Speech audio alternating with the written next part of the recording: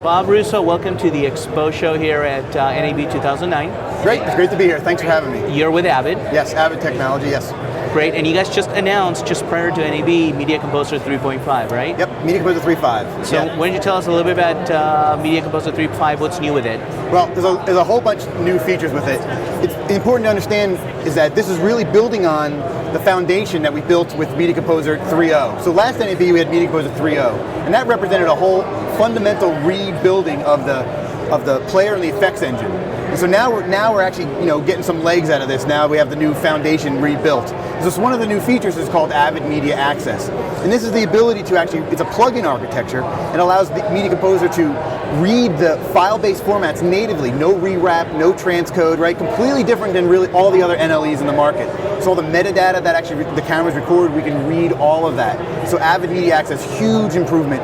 And since it's a plugin architecture, the camera manufacturer can actually make the plugins ahead of time for their cameras. So the day the camera is released, the plugin will just be right there, and it's supported immediately. Dramatic improvement. So basically, as new cameras come out, they'll be supported without having to wait for a new point version upgrade. That's exactly right. So what happened previously to Media Composer 3.5, we would have Avid engineering would actually literally handcraft support for every single Kodak. Right? This took a lot of work. Whereas it's completely unlike, say, with like a Final Cut. Essentially, you make a log and transfer plugin or a QuickTime Kodak, and you have support right there out of the box. So camera manufacturers had that ability. With Avid, that ability wasn't there. So now it's there. Yeah. So we literally, it was the engineering team that just handcrafted that, added the Kodak to the Media Composer, added the wrapper support to Media Composer. It was very time consuming. So it's like having an API for your cameras, basically. Yep. Now. So now it's up to the camera manufacturer themselves to create the plugin, so they can release it all out at the same time. Exactly. So it somewhat relieves us. So sometimes there may be changes that have to happen to Media Composer. Sure. But that would be much less than sort of adding all this. Right. So Avid Media Access is really one of the real big things. We also added stereoscopic editing support. Right. Now, this is really incredible. Is that because normally the way you'd work with stereoscopic, you'd work with left eye or right eye. You could never work with both at the same time. You'd work with like one on one channel, one on the other channel. It was very difficult and to actually edit that way. So we have essentially native in the Media Composer software.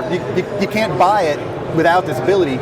You would use Metafuse, which is our transcoding software that's free, and turn this into a file for over/under, so you can have both frames up at the same time, and you could watch it in true 3D on your monitor. So we're using full screen playback with Media Composer Soft and watch it in 3D, right? Just with a box of Media Composer software. And just a standard high-def monitor, I'm assuming, or does Well, it have to be a special 3D monitor to watch 3D, right? But you can do that.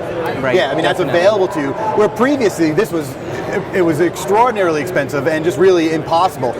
So you guys see the need for 3D? Obviously, a lot of the big studios are announcing they're only doing 3D now. Right. But do you see this really the future of filmmaking? I mean, is everything, including dramatic narratives, going 3D? Well, certainly my opinion is right. When film used to be 4:3, right, and so when TV came out, film had to differentiate itself from TV. So they went to a 16:9, whatever you want to say, ratio, right? A 35 millimeter. Right.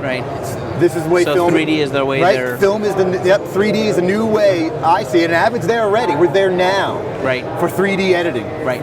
Okay, let's talk a little bit about your competitor. You mentioned a couple of minutes ago Final Cut Pro. Yes. How are you guys competing now? I know you guys are still the standard in Hollywood, pretty much. I mean, any editor is using Avid, basically. But what about the indie filmmakers and below? Not the big guys, but the guys doing the indie filmmaker web video guys. How are you guys trying to bring Avid to those people? Mm-hmm. Because Final Cut is doing a pretty good job of pushing it, including now even Premiere Pro with CS4. Yep. They're really pushing after those folks. What are you guys trying to do with that? Right. Well, file-based formats, file-based cameras are really what these people are mainly shooting with, right? P2 with XDCam EX. Exactly. Right. That's really the cameras that you see these type of productions working with. Well, what we do, unlike Premiere, unlike Final Cut, is we support the native camera folder structure, right? With AMA, with Avid Media Access. So with Final Cut, it's a rewrap, turn it into a QuickTime file. Right. With Premiere, you got to kind of fish in there, go grab that MP4 file in the case of XDCam EX and drag it in. That's great. You don't do anything like that. You can actually have a number of folders, a number of, we'll call them virtual XDCam EX, XDCam P2 folders. In a folder, select the top level folder, they're all indexed right away. Same thing with logging the clip, so you can use the clip browser software for XDCAM EX, use the P2 content management So there's software. no transcoding? No, nothing. So we can drop, for example, with the EX1, we can take that folder structure, put it on our drive, Yep. and then go ahead and just import it directly from that folder structure. Yep, you never have to, and then you leave it there. In fact, we can just edit off of those. Absolutely. From a folder copied, or you put the S/S card in. If you're in, say, a news production, you have time-based, you plug the card in, immediately the clips populate with all the metadata. So with EX, right, you use the clip browser software, and there's Title 1, Title 2, and comments, right? You can add that metadata into it. All of that comes over into the Avid. And as well as a host of other information that the camera records. Serial number, all that other information that the camera records. So is that new with 3.5? That's new with 3.5 with AMA. 3.5. I see. With Final Cut, right, you got like motion, they're trying to integrate that kind of software. Are you guys moving towards a point where you can seamlessly integrate, so bring in a sequence from, let's say, Boris into... Well, you wouldn't even have to. Boris effects is an effect inside. So you would apply an effect onto a clip, you open that up, and now you have a full 3D editing software. Within Avid. Within Avid. So you're an integrator. Absolutely. Avid is, so some of the things, one of the things we added in 3.5 is keyframeable color corrections. So now, what's the big deal about that, right? You can actually open up the keyframe. So Avid gets pinged a lot. People complain a lot that Avid's very modal, right? We have very modal tool set.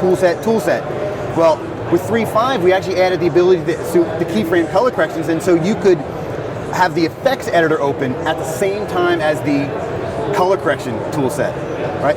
We're breaking down those modal walls, right? Apple is great. They bundle it with color. Incredibly powerful piece of software. But you have to send it out to color. Nothing could be more modal than taking a sequence, sending it to a completely different application with a completely different interface, rendering it and sending it back. Nothing's more modal than that. So with Avid, we're actually starting to knock down those modal walls. And the first step is having the effects editor open at the same time as the color correction. Got it. And if they want to find out more information, where can they go? Avid.com. All the information you need. All right, Bob, thank you so much. Thanks for your time.